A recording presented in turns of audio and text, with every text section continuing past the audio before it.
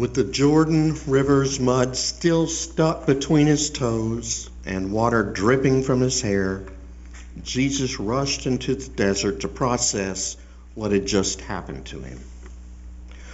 The words he had heard at his baptism were still ringing loudly within him, not words from the voice inside his head, and not words whispered into his ears by his cousin John, who had baptized him, but words which he swore sounded as if they had echoed from the heavens, declaring him to be the Son of God.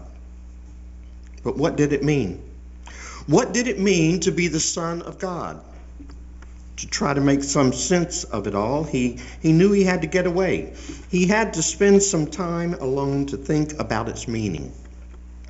Because you see, Son of God has more meanings in the Bible than you might imagine. Sometimes sons of God referred to King David and his descendants who ruled Israel. Take, for example, the second Psalm written by David, in which he declares, "I will tell of the decree of God who said to me, 'You are my son. Today I have begotten you.'" Sounds a lot like the words that Jesus heard at his baptism, doesn't it?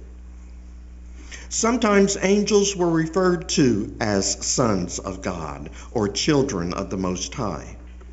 For example, tucked away in the book of Genesis, there's a little-known story that says, when the sons of God went in to the daughters of humans who bore children to them, their offspring were the ancient heroes and warriors of old. The sons of God, to which it refers, were the heavenly angels. And in the Greco-Roman world in which Jesus lived, Son of God was the title often given to the Emperor Caesar. So what did it mean for Jesus? What did it mean to be the Son of God? It just wasn't quite as straightforward as we might imagine. No more straightforward, in fact, than what it means to be a member of the Christian church today. We all have our opinions of what it means to be a Christian, and we all feel pretty certain about what the business of the Christian church should be.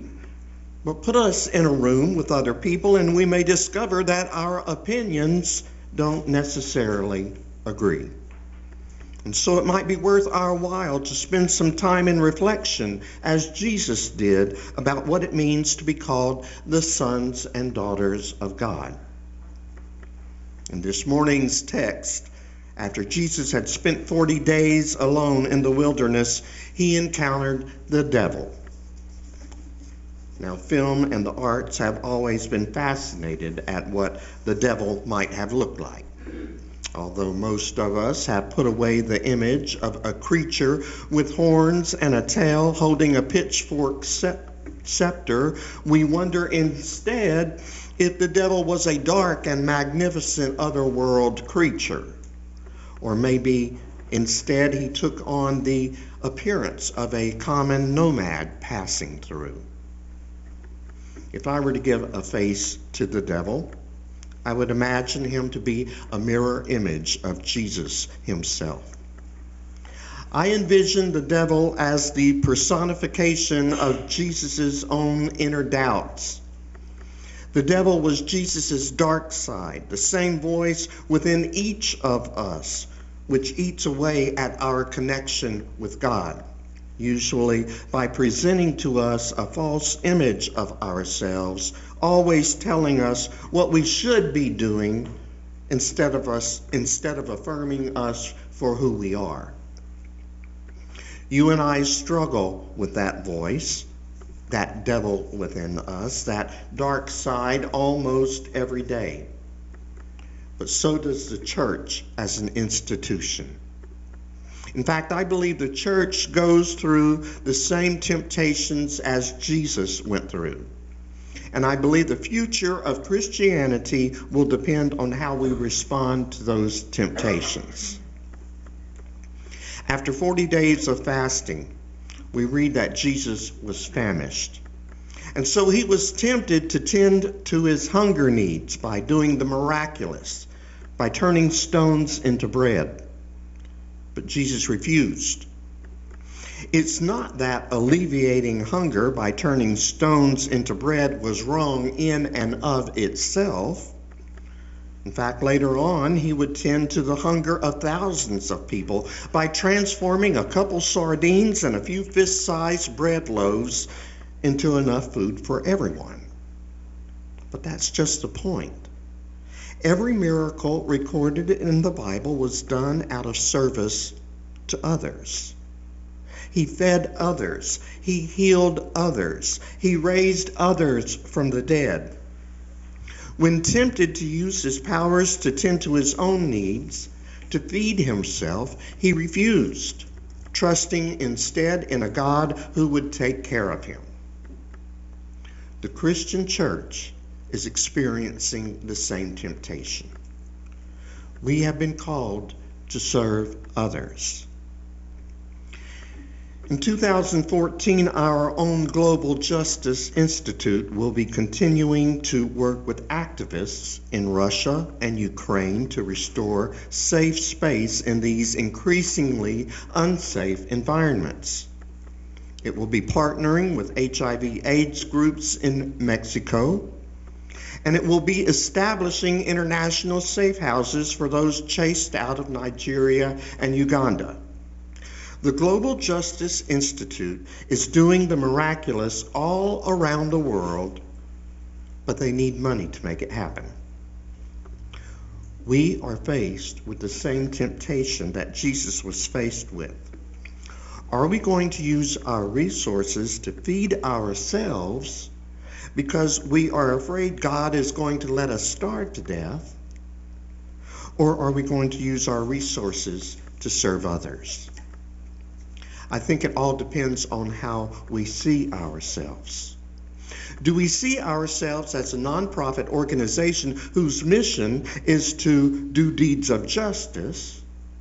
Or do we see ourselves as sons and daughters of God called to serve the rest of God's family? Next temptation was for Jesus to throw himself from the top of the temple. And why not? No harm would come to him, and the spectacle would certainly draw followers to him. But again, Jesus refused. I think Jesus was less interested in people following him than he was in pointing people to God. Unfortunately, I'm not so sure the Christian church has managed to escape this particular temptation.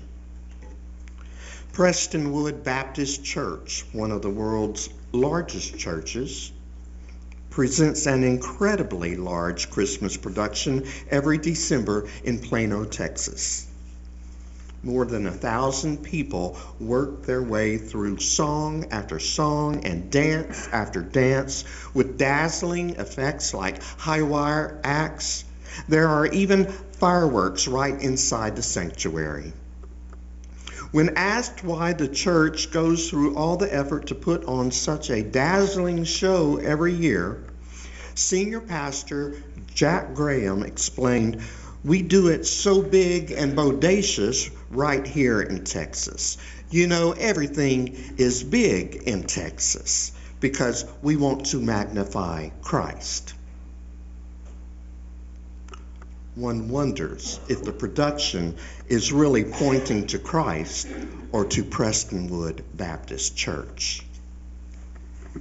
I believe the Christian church needs to take a long, hard look at ourselves, what we are doing, and why we are doing it. Is it really to point people to God, or is it to draw people into our camp?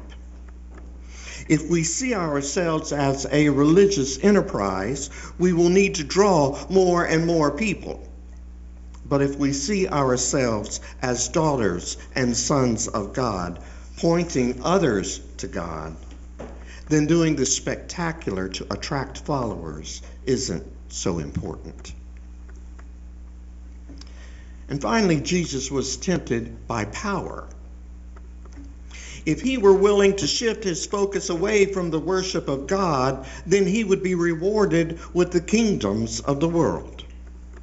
Jesus refused because he knew that earthly kingdoms were no substitute for God. Nations have replaced kingdoms today. And within our own nation, power seems to rest within political parties who make up Congress. Politicians are so powerful that they can send a nation into financial default while approving a raise to their own salaries. And the Christian church has muddied the waters of politics with what is known as the Christian right or religious right. The most prominent face of Christianity in the U.S. is the Christian right, an informal coalition formed around a core of evangelical Protestants that draws additional support from politically conservative Catholics, Jews, and Mormons.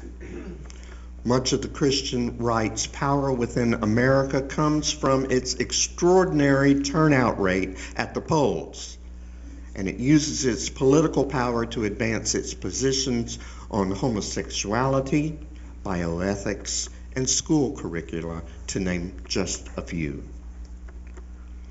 The Christian church, it seems, is becoming more and more inclined to worship politics in order to advance its ideals than it is inclined to worship God. The church's temptation today are the same as they were for Jesus. And as I said at the beginning of today's sermon, how we respond to those temptations will determine the future of Christianity. Will we be inward focused or outward focused? Will we point to ourselves or to God? And will we worship power in order to advance our ideals, or will we get back to the business of worshiping God? The season of Lent is a time for reflection. It's a time to consider who and whose we are. It's a time for thinking about what it means to be sons and daughters of God, and what responsibilities and obligations go along with that. Will we listen to the inner voice of rationalization and justification, or will we open ourselves to the still, small voice of God? May each of us take seriously our calling as children of God, called to serve our siblings, called to point to others to God, and called to worship the source of all that is, was, and ever will be. Amen.